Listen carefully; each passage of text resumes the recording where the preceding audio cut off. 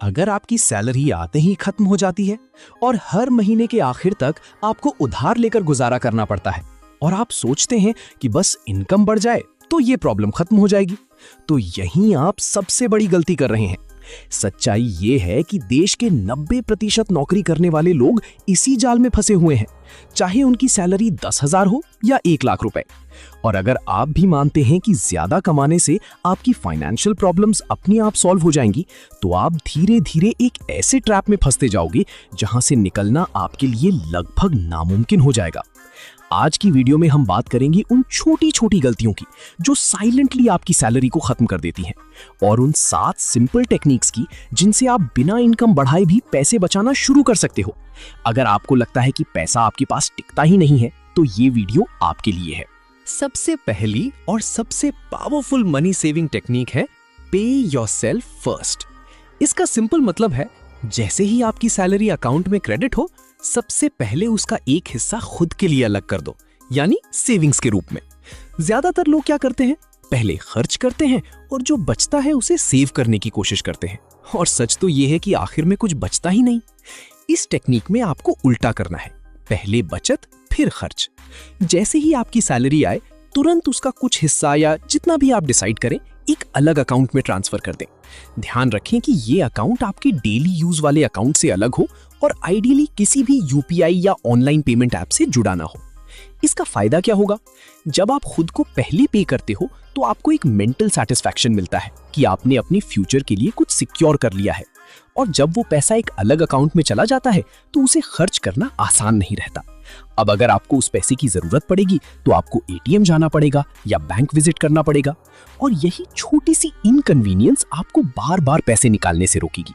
धीरे धीरे आप अननेसेसरी विड्रॉल्स डालना शुरू कर दोगे और सिर्फ तभी पैसे निकालोगे जब सच में जरूरत होगी। दूसरी मनी सेविंग टेक्निक 50-30-20 रूल।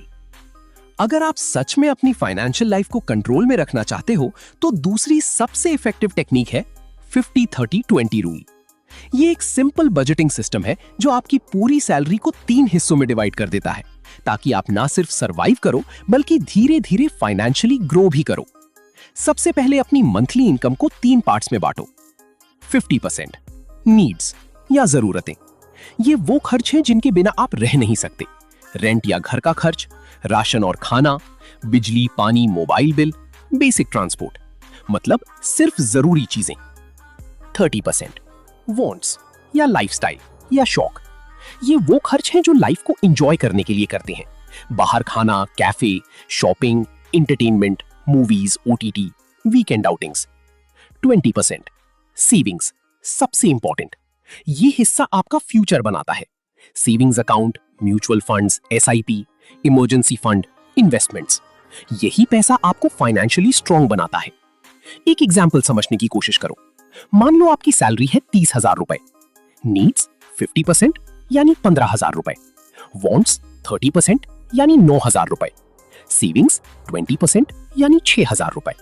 हर महीने 6,000 रुपए बिना किसी एक्स्ट्रा एफर्ट के सेव हो जाएंगे। तीसरी और सबसे जरूरी money saving technique, stop impulsive buying.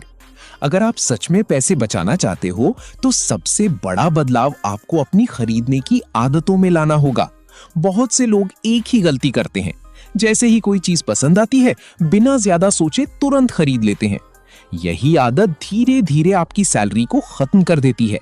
जब भी आपको कोई चीज खरीदने का मन करे उसे तुरंत मत खरीदो, अपने आप को कम से कम 15 दिन का कूलिंग पीरियड दो। इसका मतलब समझो, इन 15 दिनों में आप खुद से ये सवाल पूछो, क्या ये चीज सच में मेरे काम आएगी? क्या ये मेरी जरूरत है या सिर्फ इच्छा? क्या मैं इसे बिना खरीदे भी आराम से रह सकता हूं? क्या ये खरीदारी मेरी लाइफ को सच में इंप्रूव करेगी? मान लो आपको एक नया 5,000 रुपए का शूज पसंद आ गया। पहले क्या होता है, अभी खरीद लेते हैं, बहुत बढ़िया लग रहा है। लेकिन इस रूल के हिसाब से आप सिर्फ 15 दिन वेट करोगे, और इन 15 दिनों में आप खुद से ये सवाल पूछोगे। अब 15 दिन बाद अगर वो शूज अब भी जरूरी लगे, खरीद लो।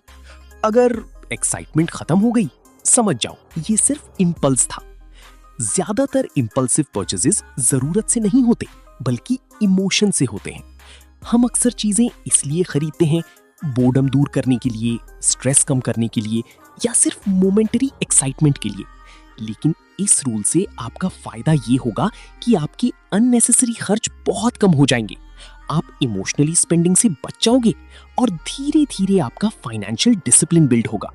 टेक्निक नंबर 5, ज्यादा से ज्यादा कैश में पेमेंट करें। अगर आप सच में अपने खर्चों पर कंट्रोल पाना चाहते हो तो एक बहुत ही सिंपल लेकिन पावरफुल टेक्निक है कैश पेमेंट को प्रेफर करना। आजकल हम ज्यादातर पेमेंट्स ऑनलाइन कर देते हैं, UPI, card, one click checkout, और हमें पता भी नहीं चलता कब पैसा खत्म हो जाता है। जब आप कैश में पेमेंट करते हो तो एक चीज तुरंत फील होती है, मेरे हाथ से असली पैसा जा रहा है। आप फिजिकली नोट गिनते हो और जैसे जैसे पैसे निकलते हैं आपको उसकी वैल्यू का एहसास होता है। लेकिन ऑनलाइन पेमेंट में एक क्लिक होता है और पैसा साइलेंटली डिडक्ट हो जाता है, दिमाग को रियल लॉस फील ही नहीं होता। मान लो आप मार्केट में गए और 2000 रुपए की शॉपिंग करनी है। ऑनलाइन पेमेंट में बस स्कैन किया, पेमेंट डन, कोई इमोशनल फीलिंग नहीं। कैश पेमेंट में 500-500 के नोट हाथ से निकलते हैं। हर नोट के साथ दिमाग सोचता है, क्या ये सच में जरूरी है? आप नेचुरली खर्च कम करने लगते हो। असली साइकोलॉजी क्या है? कैश पेमेंट हमारी ब्रेन को सीधे हिट करता है क्योंकि लॉस फिजिकली फील होता है, स्पेंडिंग पेनफुल लगने लगती है और इंपल्स बाइंग अपने आप कम हो जाती है। ऑनलाइन शॉपिंग क्यों डेंजरस है? क्योंकि ऑनलाइन शॉपिंग में बाय नाउ बटन बहुत आसान है। ईएमआई और ऑफर्स स्पेंडिंग को जस्टिफाई कर देते हैं। पैसा रियल नहीं लगता, इसलिए लोग जरूरत से ज्यादा खर्च कर देते हैं। तो जितना हो सके डेली अननेसेसरी खर्चों के लिए कैश यूज करो। ऑनलाइन शॉपिंग को लिमिट करो, खासकर इंपल्स परचेजेस के लिए। टेक्निक नंबर 6, सेव्ड पैसे को ग्रो करने में लगाओ, एक्स्ट्रा इनकम सोर्सेस बनाओ। पैसा बचाना जरूरी है, लेकिन सिर्फ पैसे जोड़ते रहना ही पूरी फाइनेंशियल लाइफ का सलूशन नहीं है। अगर आप पूरी जिंदगी सिर्फ सेव करते रहोगे तो एक समय के बाद आपके पैसे तो होंगे लेकिन ग्रोथ नहीं होगी और ना ही आप अपनी लाइफ को फ्रीली एंजॉय कर पाओगे। मान लीजिए आपने मेहनत करके 50,000 रुपए बचाए। अगर आप उस पैसे को सिर्फ बैंक अकाउंट में छोड़ देते हैं तो वो वहीं पड़ा रहेगा और समय के साथ इन्फ्लेशन के कारण उसकी वैल्यू कम होती जाएगी।